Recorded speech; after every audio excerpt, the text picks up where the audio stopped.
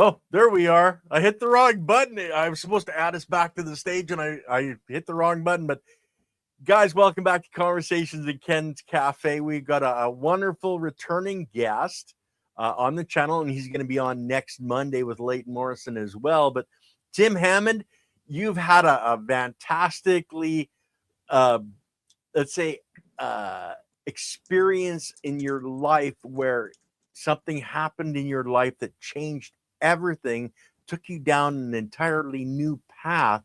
But give us just a brief understanding of, what or where you started, as in your government side of things, into where you are now.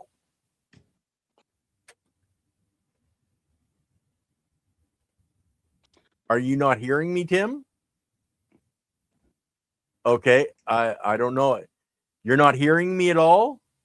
I can see you talking on the screen, but I can't hear anything. Okay, guys, just hold on a second. I'm going to jump off and I'm going to jump back on. We'll see if that resets things. So, Tim, we can hear you, so you carry on. Yeah. Let's see if I can. Good morning, good afternoon. Lily, can you let Tim know to start talking? He can't hear me. I'm going to try to reset myself and see if that works. Okay. Okay, guys, I know this is the craziness. Jump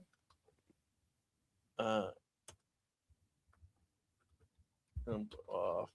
You talk. We can hear you.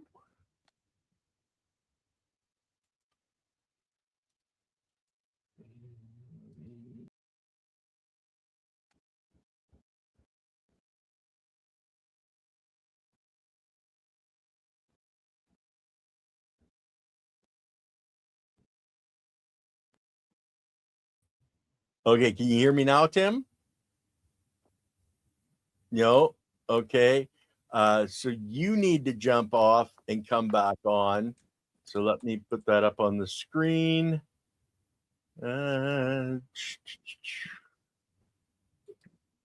Okay, you jump off and come back on.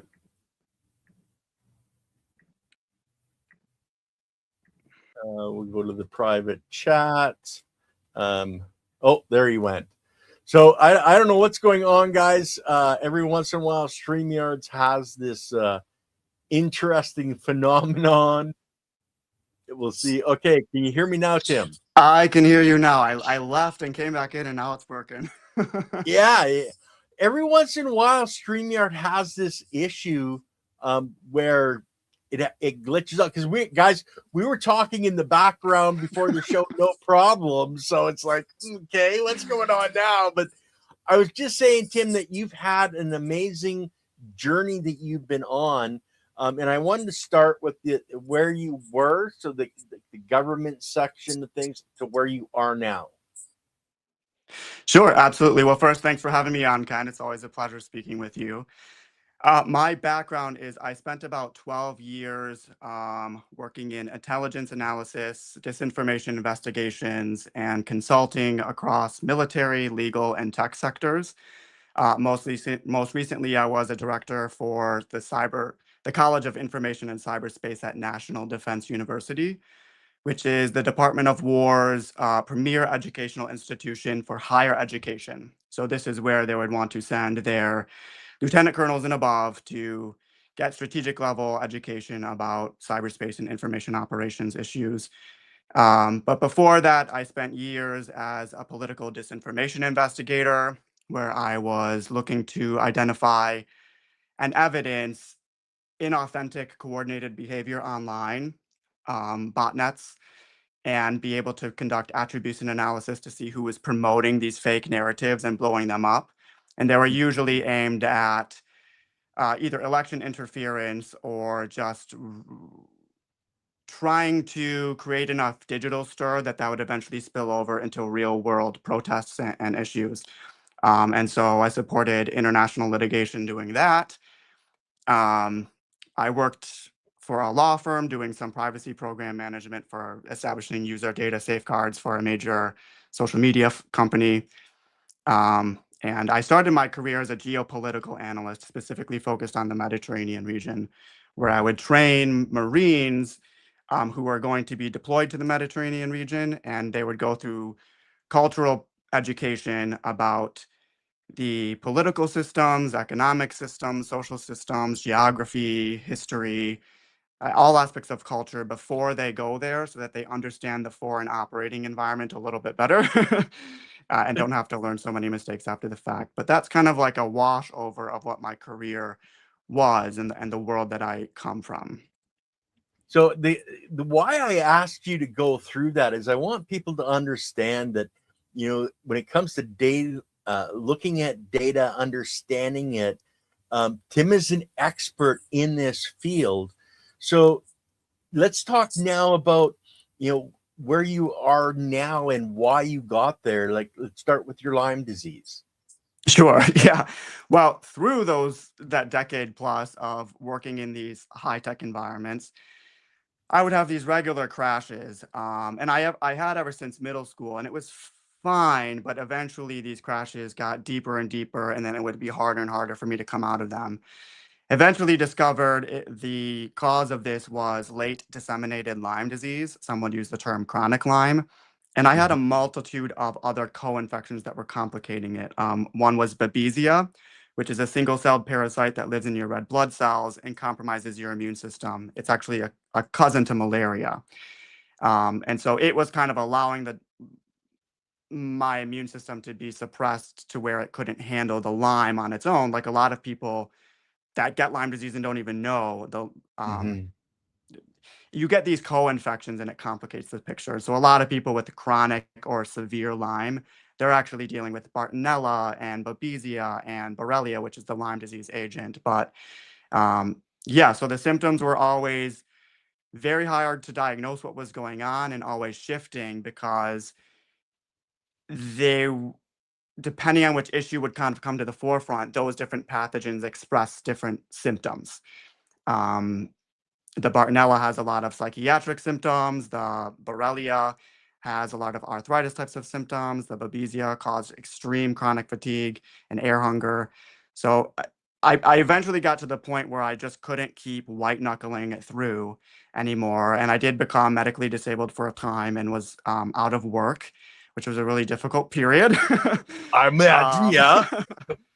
um, but I tried everything you can kind of imagine. I started with the traditional pharmaceutical route, and I was on a whole bucket full of different antibiotics and medications.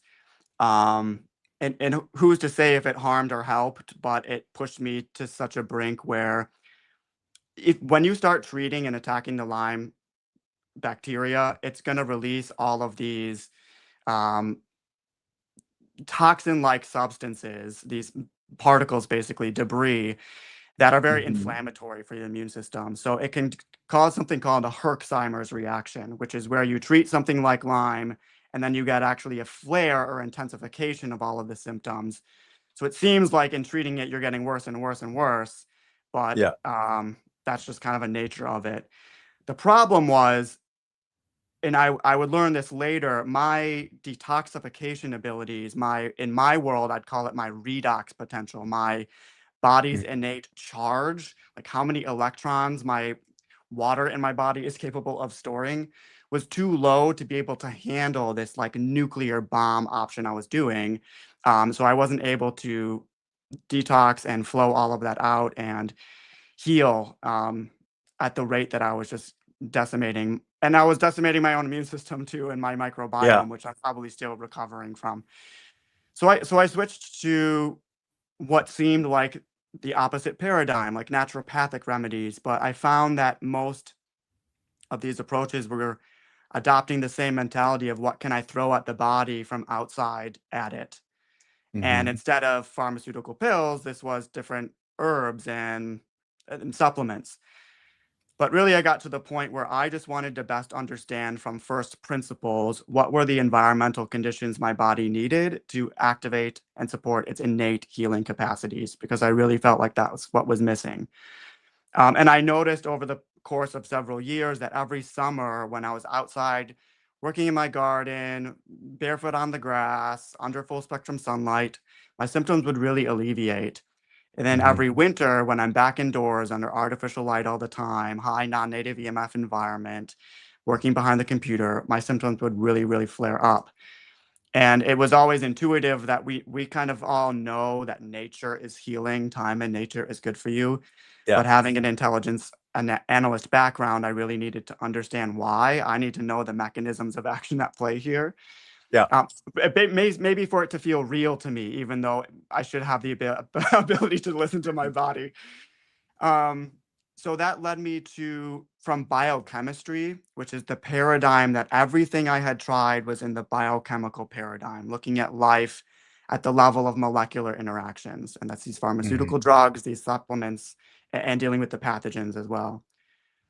And it took me to a more fundamental layer of biophysics. Because in my career, I learned that the best way to solve complex problems is through first principles thinking, which is breaking everything down into its most fundamental components rather than inheriting any downstream assumptions that can kind of corrupt your thinking if you follow them. So that led me from biochemistry to biophysics. And what they means practically is how does light and the electromagnetic environment and circadian rhythms regulate and affect our biology? And it really seemed more upstream than everything else. And as soon that took me into studying circadian and quantum biology. And the more I started applying to my day-to-day life from what I was learning from those fields, the better and better I felt, and the more sustained my progress was. Because in the past, I was able to get back up on my feet, but it was Mhm. short-lived, and I would always really crash. And every time I was back up on my feet, I was just living in a state of fear and anxiety because I knew the inevitable crash is coming. So it made it impossible to move forward with life, which I'm sure that a lot of people, if there's anybody listening who has chronic Lyme or similar chronic illness, they'll understand what I mean by that. But it was when I fixed my circadian rhythms, my light environment, my light hygiene, that I started developing enough charge and capacity to move forward and heal.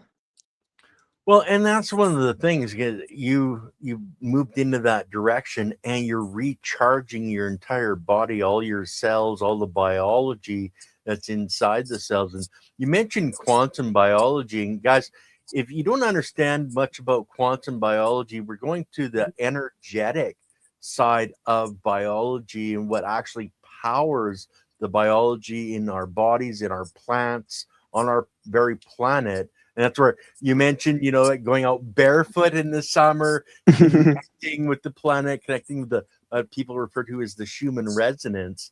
Yeah.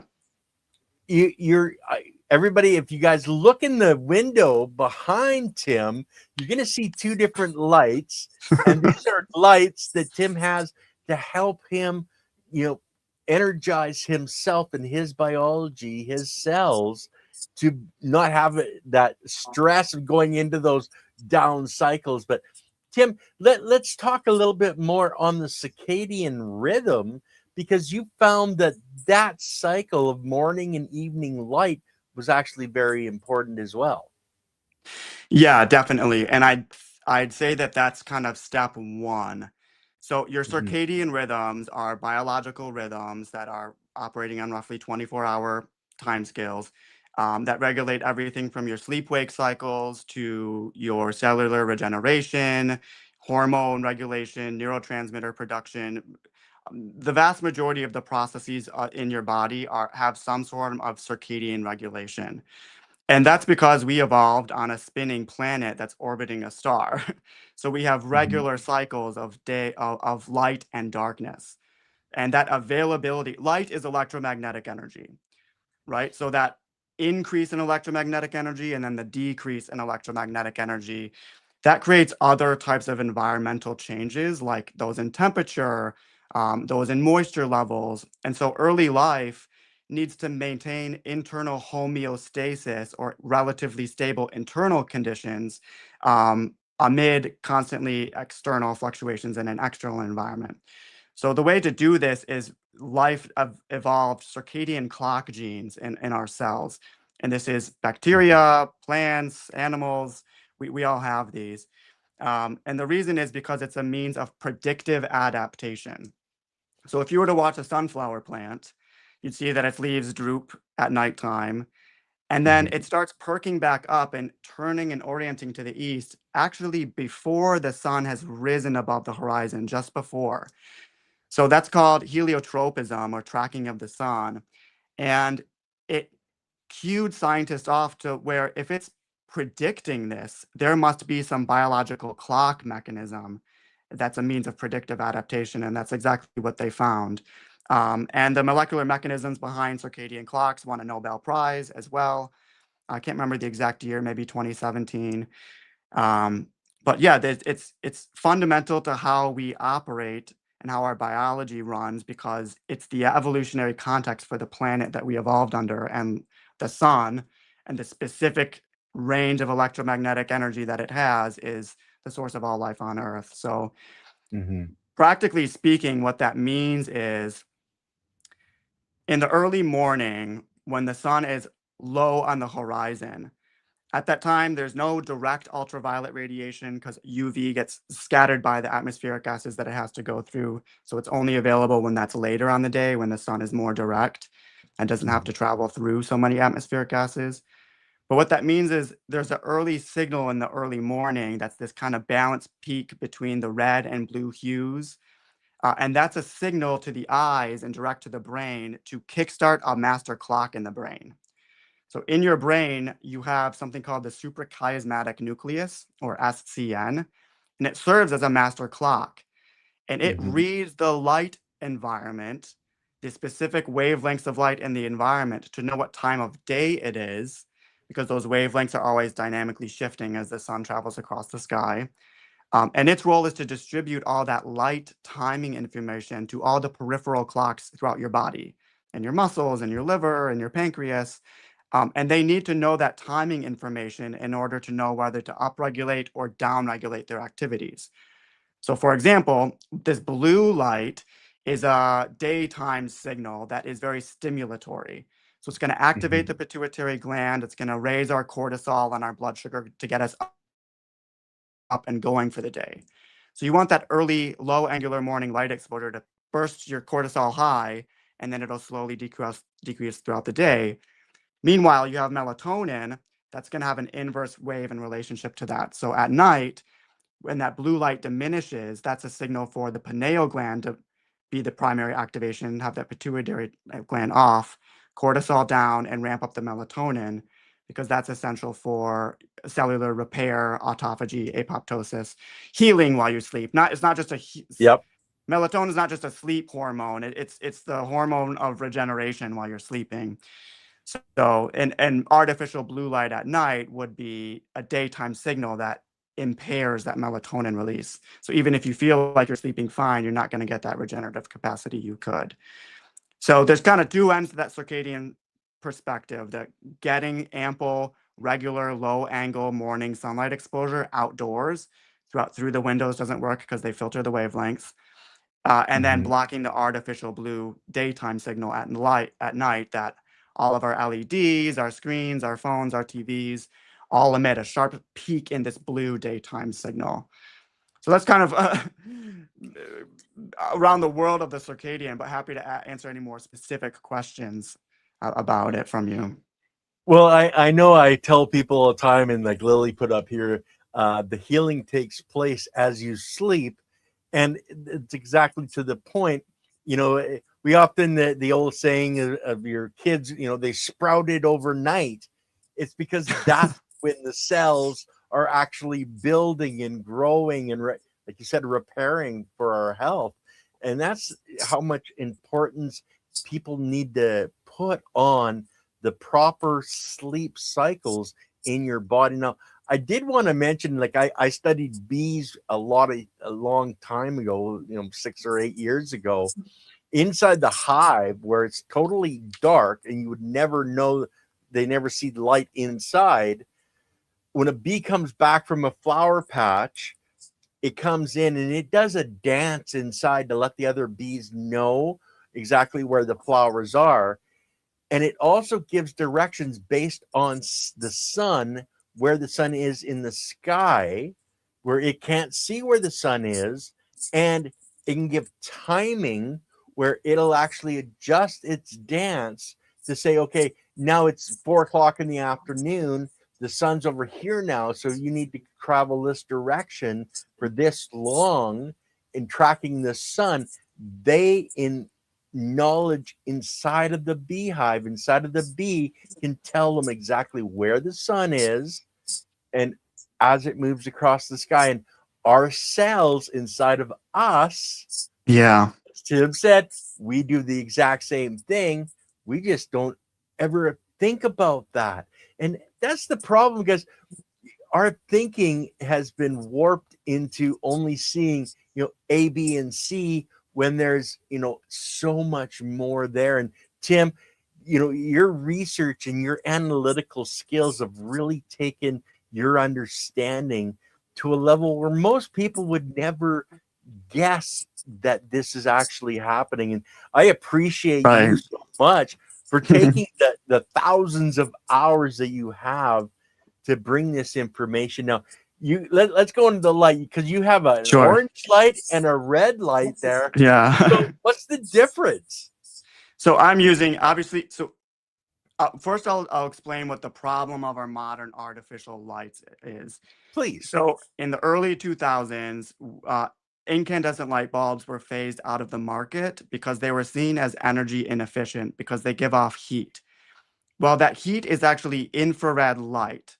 We don't have visual photoreceptors in our eyes to be able to see that light, but we can feel it as heat. So an incandescent light bulb is going to give off like 5 to 8% visible light, which is this kind of warm orange, soft glow. Whereas the vast majority is going to be infrared.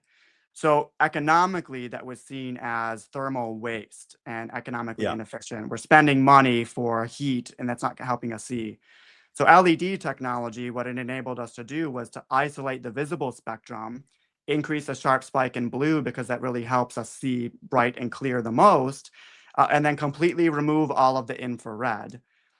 So that seems like economic efficiency. That seems like it makes sense. But in doing that, we inadvertently created a biological energy deficiency.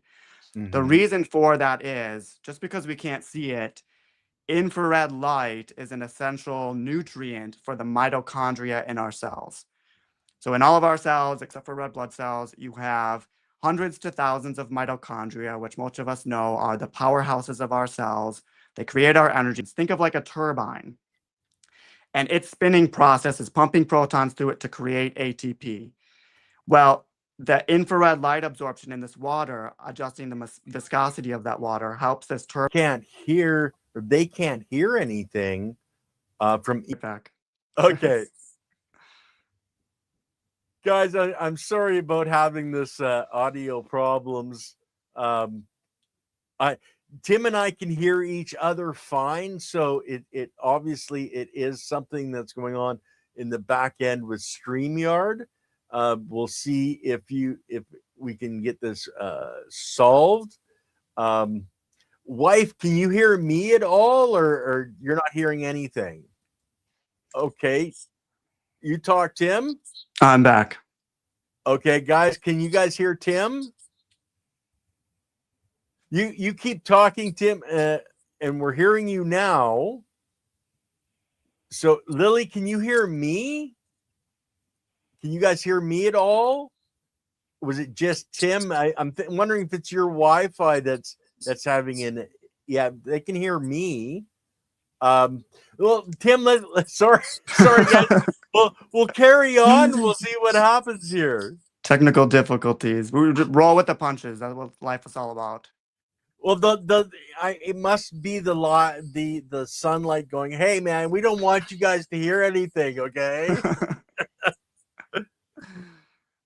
So I'm not even sure where we were, but we were talking about the two different lights. We went Yeah. the heat and that and the LEDs. Now they have these Edison bulbs now, so it's supposedly more towards the original um, mechanism from when Edison first came out. Is that something? Were those lights actually better for our body than the LEDs? Yeah, they are. And Okay. the reason is because incandescent light is a thermal source of light that has a rich range of infrared, just like the sun. The sun Yeah. is about 50% infrared light that's invisible to us, but it penetrates into our body, and our mitochondria literally absorb it to help them produce Mhm. cellular energy. It fuels this mitochondrial energy, which is basically what all I was saying before in more and more complex words. So Okay. it's a nutrient. Our mitochondria literally Yeah. absorb it, and that helps them produce our energy, right? So, and they're tuned to the solar spectrum, so they took advantage of the wavelength that's able to penetrate through the body, and Mhm. also the wavelength that the sun is a majority of. And then about 43% of the sun is the visible light we can see, and about 8% is the high energy ultraviolet, which varies depending on the time of year, of course. Mhm. Um, but so we obviously evolutionarily we had sunlight, we Yeah. had fire, which if I looked at the spectrum of fire is going to be very low in the blue and very large in the red and infrared. And then we had the incandescent light bulb. An incandescent light bulb, if I took an image of its spectral graph, it's going to look just like fire. Very low in the blue, really, really rich in the red and infrared. Then just LED light bulbs only started dominating the market and phasing incandescence out in the early 2000s. I believe the compact fluorescent light bulb came out in 1938. So that was the first Mhm. real artificial light source that eliminated the infrared, and it has a sharp spike throughout the visible spectrum that looks nothing like fire, nothing like incandescent light bulb, nothing like the sun. And then LEDs, in some ways, almost, well, not worse, but just as bad, and in some worse in some ways because it became so dominant. So LEDs are not the best because they isolate the blue, and Mhm. that blue light in nature, it's a stimulatory effect. It's increasing in the morning to raise your cortisol, raise your blood sugar, get you up and going for the day. It's a daytime signal to the brain. If you isolate that and remove the red and infrared, it runs rampant without any of the red and infrared's balancing effects. So in nature, you're never going to get blue light without it being balanced by abundant red and infrared. Because while blue light is stimulating, red and infrared are very restorative. And infrared light, this is the basis of photobiomodulation or red light therapy, that it Mhm. helps with DNA repair and tissue repair and recovery. And really, people are so attracted to red light therapy these days simply because we're not outdoors enough. And we've removed the sources of infrared from our indoor light environments with the LED lighting revolution. So, besides the sharp spike in blue that's not balanced with the red and infrared, the fact that this lighting has taken away all of the infrared, now you've taken away that mitochondrial support. And kind of going back before our little glitch, I was explaining that infrared light gets absorbed by the water that surrounds the mitochondria's molecular engine components, and Yeah. it kind of acts like an engine lubricant that keeps the system running, that keeps your ATP production high, and um, helps offset reactive oxygen species, which is like it's off-gassing its byproducts. But if you remove all the infrared and you still have the same energetic demands, you're basically running an engine hot, hot, hot without any engine lubricant. And you can imagine what Yeah. happens there. And so focusing on your mitochondrial health, and since mitochondria require infrared light inputs to function properly, that's a really root cause level way of looking at your health, because if any given cell, about 70% of your mitochondria get dysfunctional, now that cell is in a diseased or dysfunctional state. So you have Mhm. A lot of resilience up to that point, but there's a tip over point. Now, if that keeps escalating and then about 70% of the cells in any tissue are dysfunctional with mitochondrial dysfunction, now you have diseased state manifesting in that tissue. So a lot Mhm. of our modern chronic illnesses that have diagnostic labels that describe clusters of symptoms with no known root cause, a lot of these can be boiled down simply to mitochondrial dysfunction. So we should really wake up when more than half of the American population is diagnosed with at least one chronic illness, which constitutes the majority of our healthcare costs, is inhibiting quality of life and productivity of our country.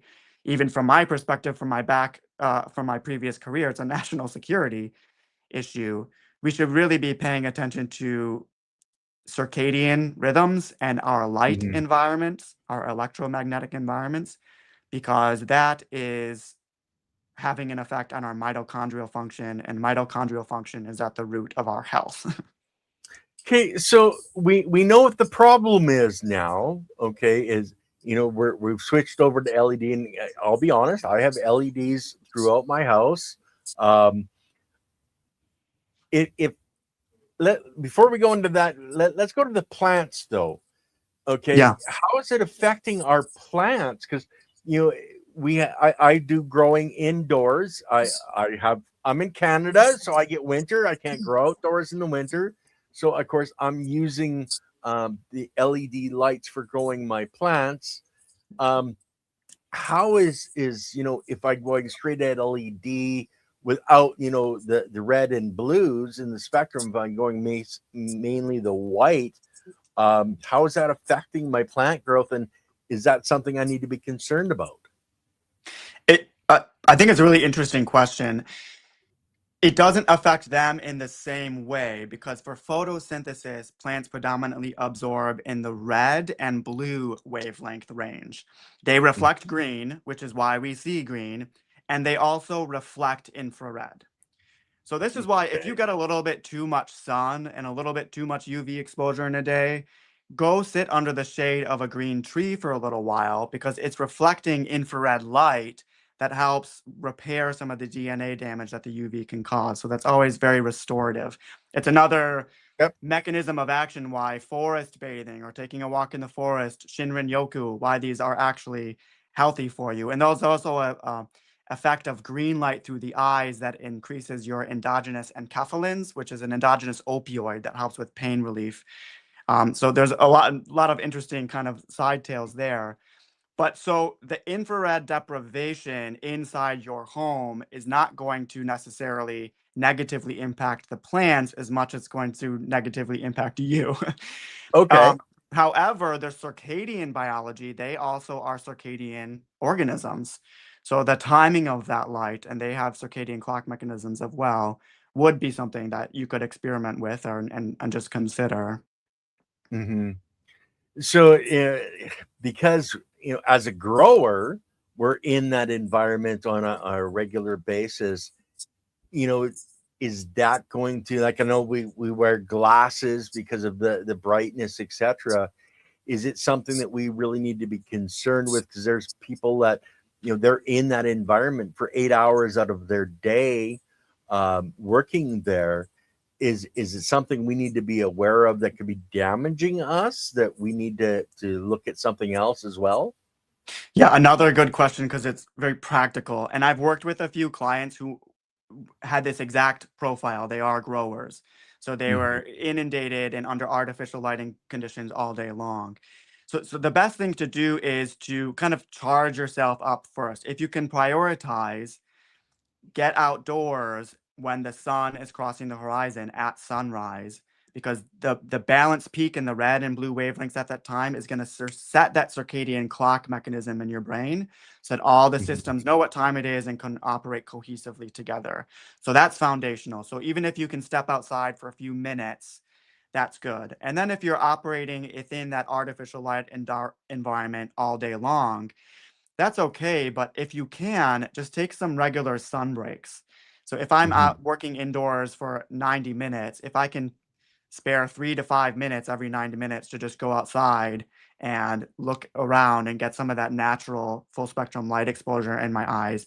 That'll help your body keep determining, okay, we know what time of day it really is, and also give you that infrared light exposure for basically charging the mitochondria, to speak in simple terms. Another thing to do is you could wear yellow blue blocker glasses. So Yeah. these yellow tinted lenses, which you can't see super well here, but they're yellow, not clear. The clear ones don't work. Don't buy them. They're pretty much a scam. But Okay. yeah, it's not worth your money. But the yellow blue blocker glasses will block about 50% of the blue light. So they will Mhm. protect your eyes from some of this oxidative stress that the isolated blue light can cause, which also contributes to things like macular degeneration, besides for the circadian dysregulation. So, but it allows enough of the blue to come in that you still have that daytime signal, because you wouldn't want to wear dark orange or red lenses in the middle of the day. You'll basically get too sleepy. So, proper time and timing and usage of blue blocker glasses is important. And there is also a free guide. I guess I'll plug it now. There's a free guide on my website, regenerint.com, that is for blue blocker glasses, just to know what works, what doesn't, how to use them. Yeah, there it is. So you, for the listeners, you can go download those for free, just to start exploring the idea. It's mostly important for people who are working in high artificial light environments. If you're under fluorescent lighting or LED lighting all day long, some daytime blue blockers are something you could consider. Or after the sun has gone down, sunset, that's when you really want to protect from the blue light, because that's that daytime signal that's going to ramp up cortisol and suppress melatonin. And you need that melatonin to heal while you sleep. Mhm. Look into investing in a good pair, quality pair of orange tinted or red tinted blue blocker glasses. And I've tested them. There are some companies that are higher quality than others, so just be aware of that. There's a lot of kind of players in the space now, because I think red light therapy, blue blocker glasses, it's becoming more and more known and popular. But just make sure you do your due diligence. And if you're searching for these types of products, look for companies that list or publish like a spectral graph that show Mhm. the wavelengths of light or the colors of light that they're blocking, and what light gets through. That's always help with transparency, to see that they're effective. And like I said, the clear lenses, a lot of times you can go to your eye doctor and they'll offer you that if you pay like 50 more bucks or something like that, you can add blue light filter lenses, but they're still clear.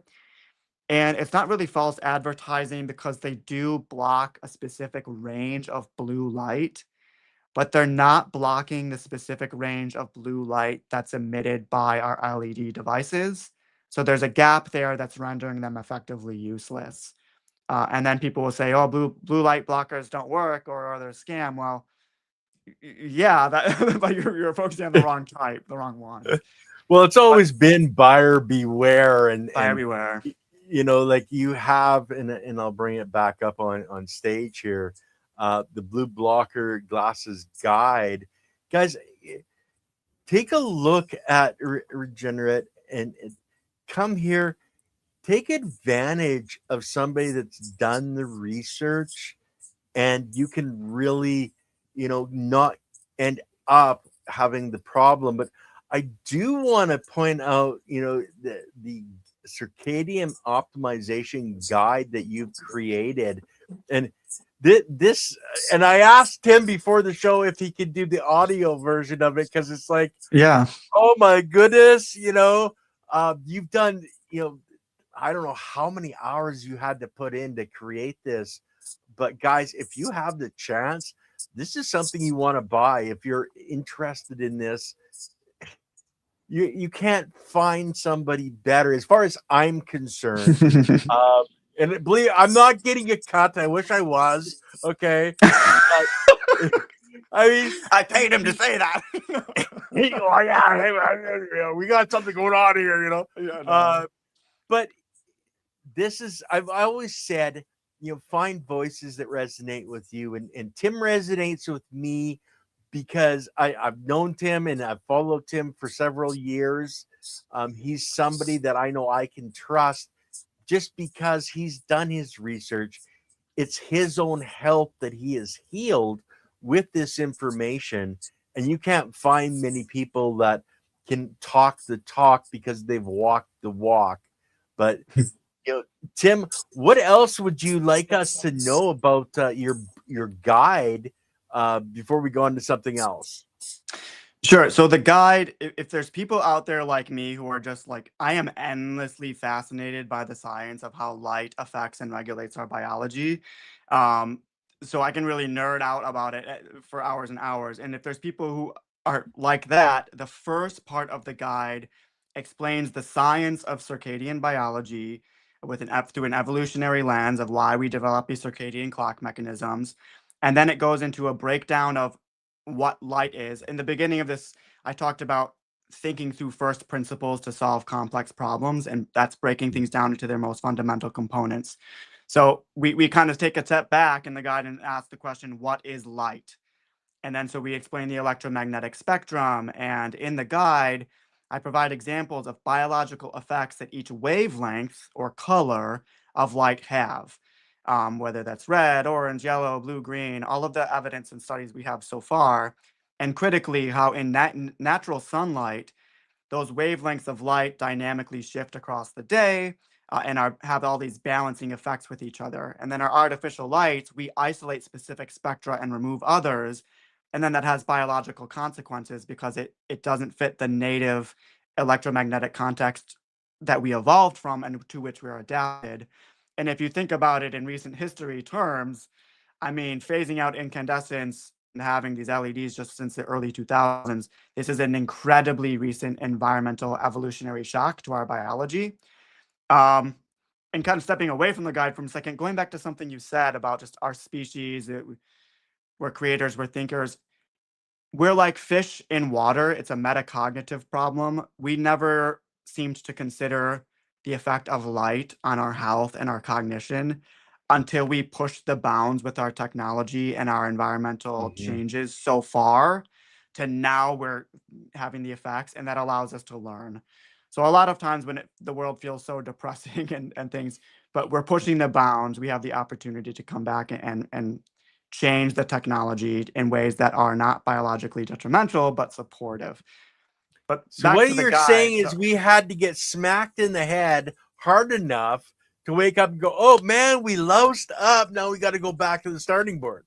yeah, and we have the opportunity to integrate this Yeah. information, but so far on mass scale, we really need to do better because it has serious consequences. But Yes. so the first part of the guide goes into all of that science. The second part of the guide is if you're somebody who just wants to know, but just tell me what to do. That's what this is for. It has a checklist for you throughout the day, key times that you want to try to get outside for how long. Um, it has recommendations for the blue blockers. It has recommendations for how to build a safe, healthy tan without burning. Mhm. Because melanin is actually very beneficial biologically. It's something that is kind of a miraculous molecule.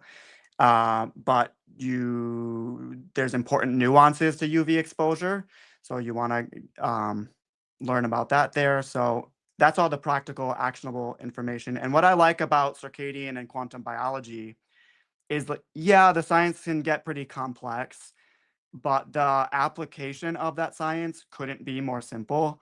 I'm telling you to get regular early morning light Yeah. exposure outdoors.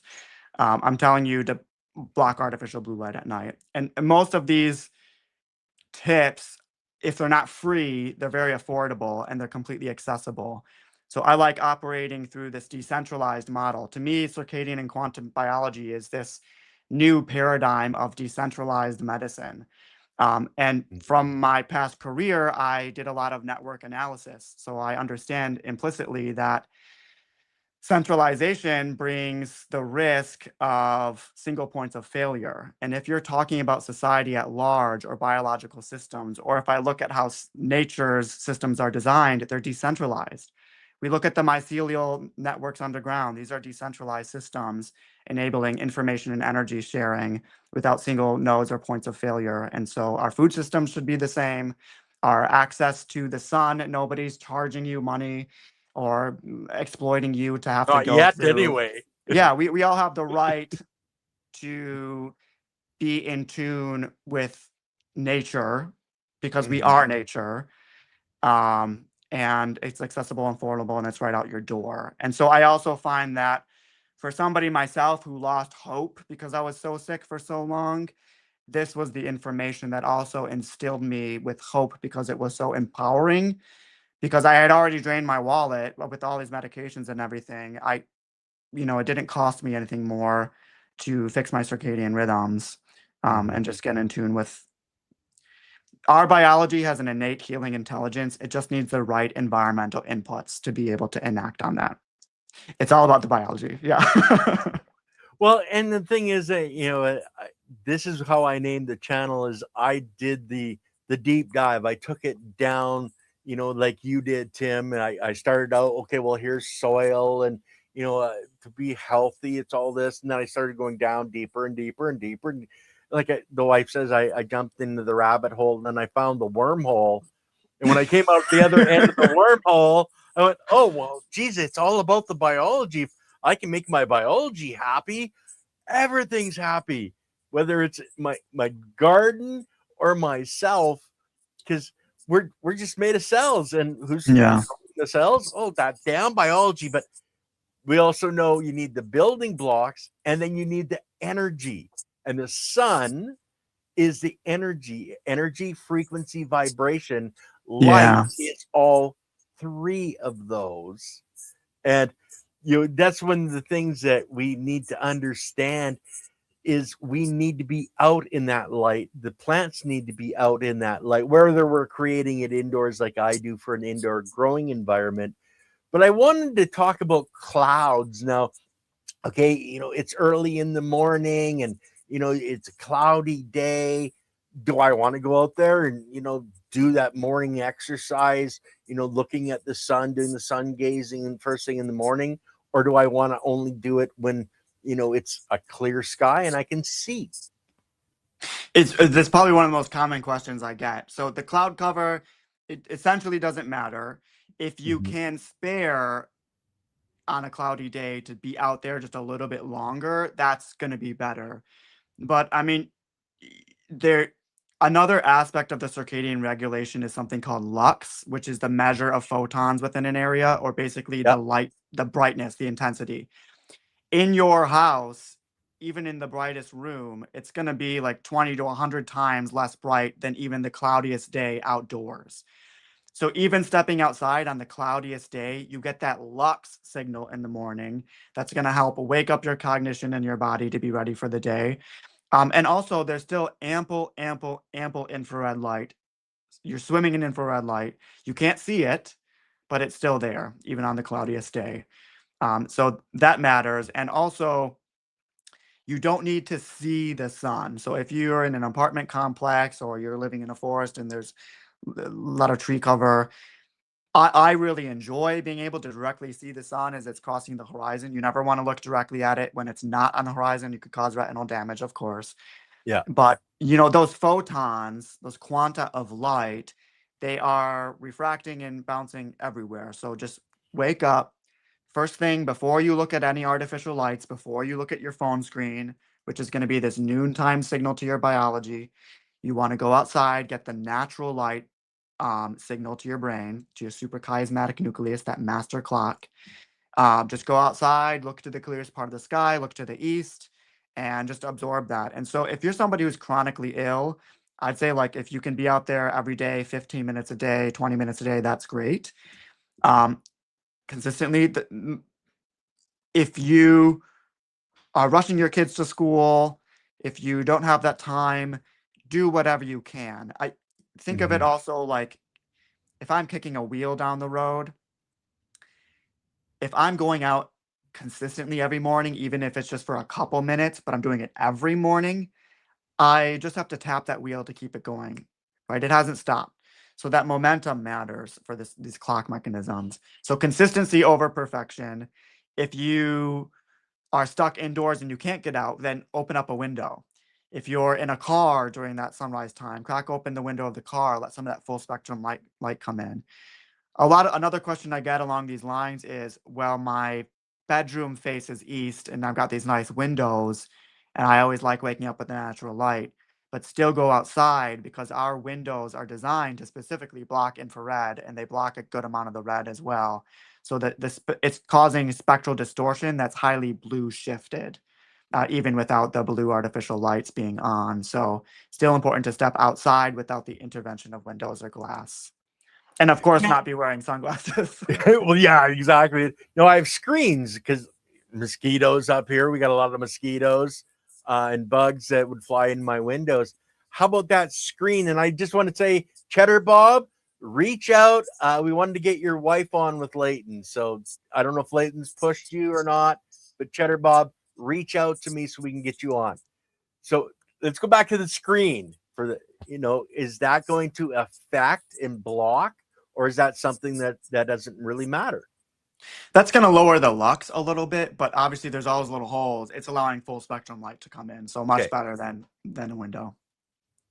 So that if it's pouring rain outside, guys, you can still, open your window and look out. Now, I did want to point out something that Lily threw up in the comments, and she's been telling me this story for years. She went down to Mexico, and the girls went out. Cloudy as all get out. They figured, oh yeah, we're not going to get burnt, and they got burnt because the infrared coming through the clouds. So that's something else. Is that going to really affect us when we go out? We talk about going under the trees to reflect that. If the girls had went out and stayed under the trees, would have they gotten burnt?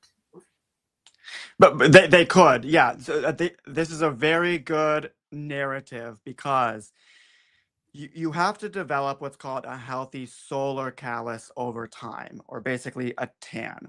If you're somebody who has very little UV exposure, and it's the UV that will burn you, not the infrared, because the UV is a high energy photon, very short wavelength. If you have no UV exposure and you're in a northern latitude throughout the winter, and then you take spring break down in Miami or Costa Rica, and then you're all of a sudden exposed to high energy UV photons, of course you're going to burn because your body didn't have any time to kind of prepare and adapt. So a tan is your body's adaptive mechanism to a hormetic stressor that is ultraviolet sunlight. And that tan is produced by melanin. And melanin is a molecule that is able to absorb with 99.9% efficacy ultraviolet light and transform it into infrared or harmless heat. That's biologically adaptive. So what's interesting about melanin is that it is this biological semiconductor that is an electromagnetic transducer. It can take in all wavelengths of electromagnetic energy and transduce and convert them. And so it does that for us with the ultraviolet, which is really fascinating. And there's even implications for melanin with radiation exposures and things. If you look at Chernobyl and the dark-colored frogs that are there, I mean, they have increased melanin to help them with these environmental exposures. But to build a healthy tan or solar callus, what matters is getting that regular early morning sunlight exposure before there's UV. So critically, in the morning when the sun is at a low angle, there's visible light and infrared light, but there's no UV yet. Once the sun is about 10 degrees above the horizon, then UVA is available. And then once the sun's 30 degrees above the horizon or more direct overhead, then UVB is available. That UVB is what is responsible for our ability, when it hits our skin, to produce vitamin D. So only that midday UVB exposure is going to help you increase your vitamin D levels, as a side note.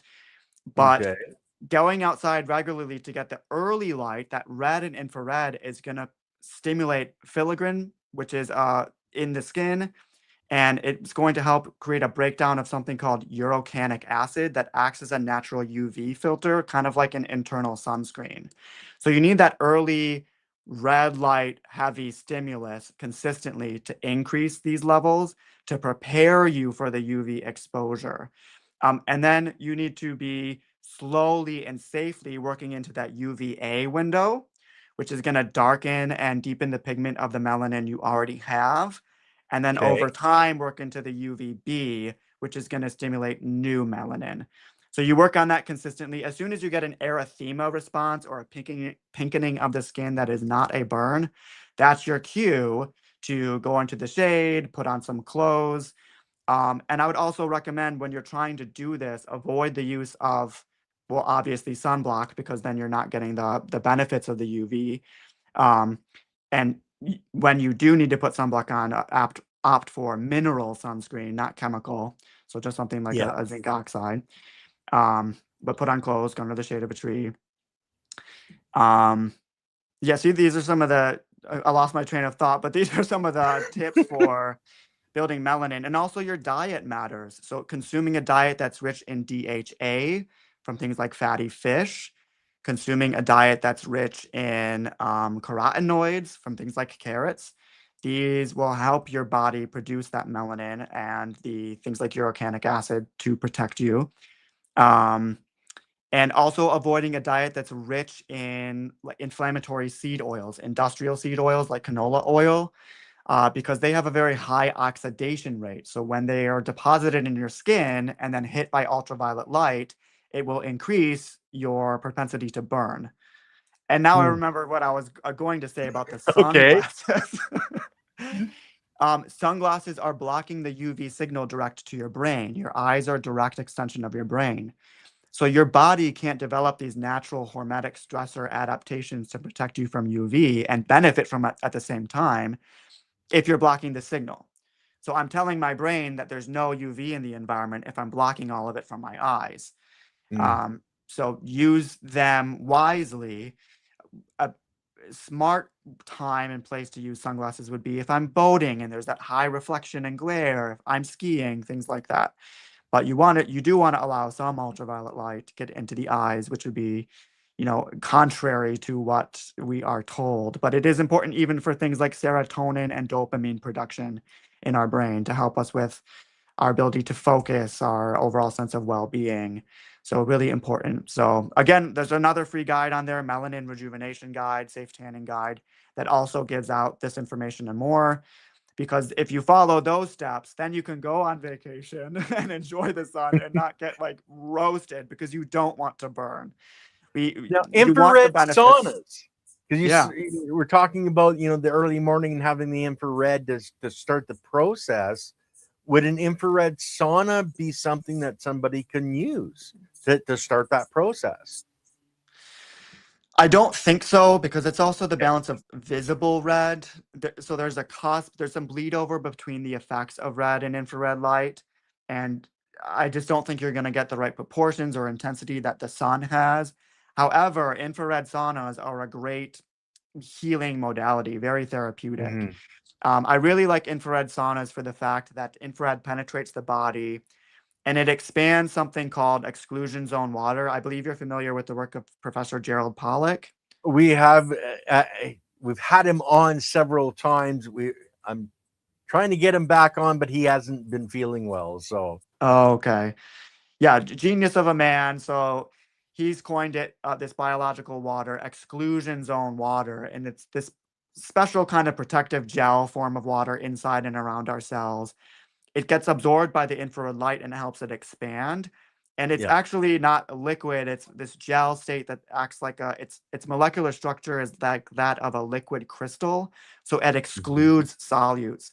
So it can, in theory, based on what we understand, expanding and supporting that with the infrared exposure can help with detoxification and flow in the body. So when you're already sweating in a sauna, it's kind of another mechanism that will help that detoxification. Yeah, and people call it structured water, easy water, but it's extremely important, to have that type of water in your body, and the wonderful thing was it was one of his students that discovered it was when they knocked over a lamp, okay, and all of a sudden they saw these reactions where there was no reaction before, and they realized it was the infrared that was having the effect. So yeah, it's amazing, to understand the stuff that we've had no clue about until the last few years, where science is Yeah. starting to catch up to it. But the lights you have behind you, is this something that you promote? Is there certain brands you promote? Um, So these are both brands that I purchased from myself. I think I do have affiliate codes with them if you look on my website, if you want to save a few bucks there.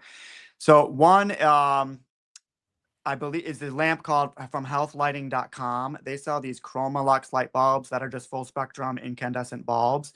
This one's specifically red. So this is a red light, but it mhm. is a red incandescent. So it's giving off red and infrared light. I have it shining on me here because there's a disproportionate spike in blue light from the computer. So it's balancing the wavelength. And there's actually been studies shown that blue light, independent of the diet that you eat, will increase your insulin and blood sugar levels. Um, red light has the opposite effect.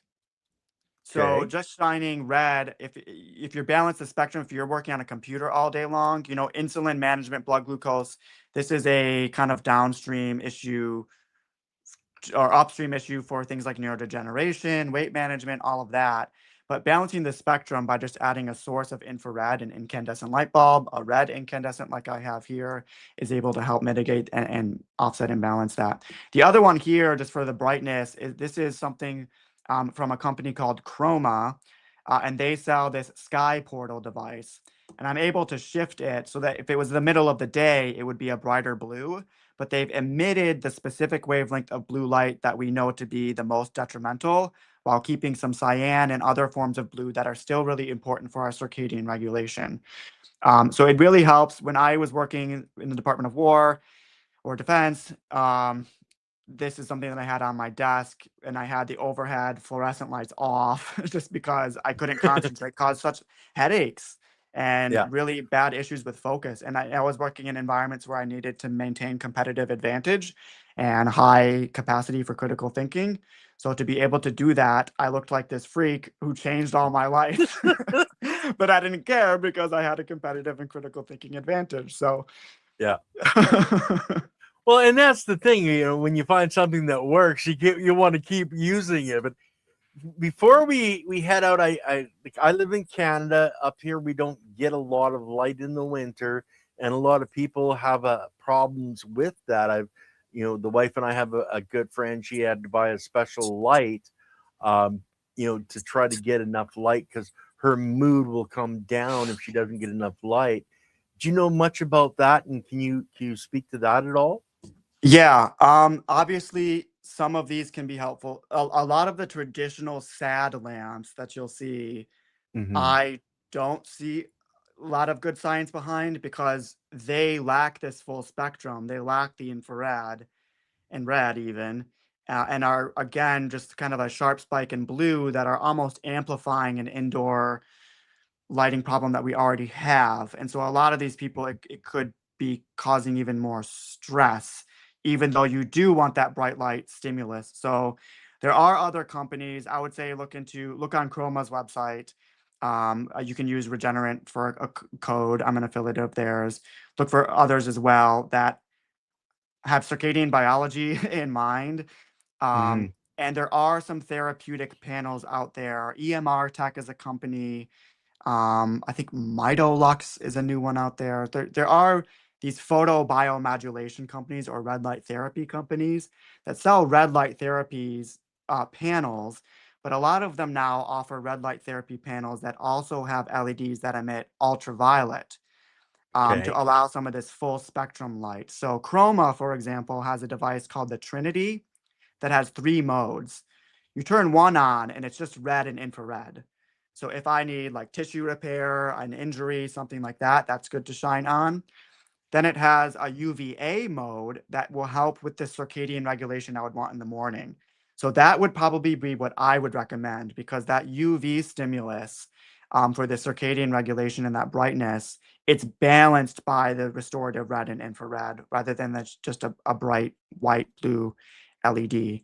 So those are the types of things I would have in mind when looking at a sad lamp. Is a lot of these I would just be a little bit concerned of them potentially causing harm, even Yeah. while they are operating on one good thing, which is increasing that lux in the morning. But again, do your best to just expose your eyes to outdoor light. You can buy certain lights and things to support your indoor light environment, and things like red light therapy panels or these light devices are helpful tools, especially in northern climates when they're needed sometimes. But there's no alternative to the sun, even on a cloudy day, and the sun is Yeah. free. Yeah. You don't need it. You don't need a Exactly. discount code. Exactly. So if somebody wants to reach out to you to talk about you, I know you do choruses, you have different services. Where's the best place to reach out? Would it be your Instagram, your X, the website, Facebook? Probably my website, regenerint.com, regenerint.com, which stands for Regenerative Intelligence. You can shoot me an email through there. You can email me at info@regenerint.com, or follow my Instagram, message me there, direct message at Regenerint. What I offer is coaching and consultations. So if you are interested in applying the science of circadian and quantum biology to your life and want just day-to-day practical insights, and a lot of it sounds really simple, like get that early morning sunlight exposure or these progressive times to be outdoors. But then what you find is the integration of this information when you deal with all the complexities of your day-to-day life and having to take your kids to school, have to go to work, and all these things. People tend to find unforeseen roadblocks. And my Yeah. role as a coach, and I am a certified health coach as well, and I'm also board certified in a quantum biology from the American Naturopathic Medical Association. My role as that coach is to help you work around those roadblocks, apply this information to your specific context and information, and work with any of your medical providers if you're dealing with something like complex chronic illness, because these environmental aspects of things you can do to change your indoor light environment, your lifestyle habits, are free, easy, and accessible without risk, and are going to be supportive of whatever else protocols or treatments you're going to be going through. So that's one aspect, coaching consultations. I also do workshops and talks. So you can reach out to me if I've done talks at universities or just local regenerative agriculture events, which are always kind of my favorite to go Now, are speak you on going more into farms. the redox on when you're talking, to growers than the circadian rhythm? Because the plants have the circadian rhythm as well, but most people would understand it, I think, more as if they've heard redox potential. Redux, yeah. And you know who talks really good about that and bridges that world a bit is Matt Powers. Yes. Yeah. Yeah, he does a great job. I do talk about that a bit. I talk a lot more about the exclusion zone water. And Okay. we've talked about the circadian biology here, but in quantum biology, we have kind of three pillars of exploring light, water, and magnetism, and looking at the effects of non-native electromagnetic radiation as well. So those are kind of the three pillars that I focus on. And redox potential is in with the water aspect, how I tend to frame Yeah. and focus on it. But yeah, feel free to reach out if you have any questions. If you're as interested or intrigued about this as I am, I love sharing the information because it gives me a lot of uh, joy when I get to see other people benefit from something that I benefited from as well. Because Yes. I was in a really bad, dark place with chronic Lyme, and so it's very rewarding to have this information spread. Well, and Tim, I want to thank you so much for coming on and sharing. And guys, he's also going to be on Leighton Morrison this coming Monday as well. So you're going to want to check that out. Leighton's going to have a lot of different questions than what I was talking about. So you guys are definitely going to want to check it out because for somebody asking me questions, three different people will ask me the same question and I'll answer it in three different ways. So I think Tim's probably going to be the same way on a lot of this, but Tim, thank you so much for joining us. Yeah, thank you. It was my pleasure. I always enjoy talking with you, Ken. Okay, guys, we're going to end the broadcast now. And don't forget, my one with Andy tomorrow night on Gardens the Untold Story. So we'll see you guys then.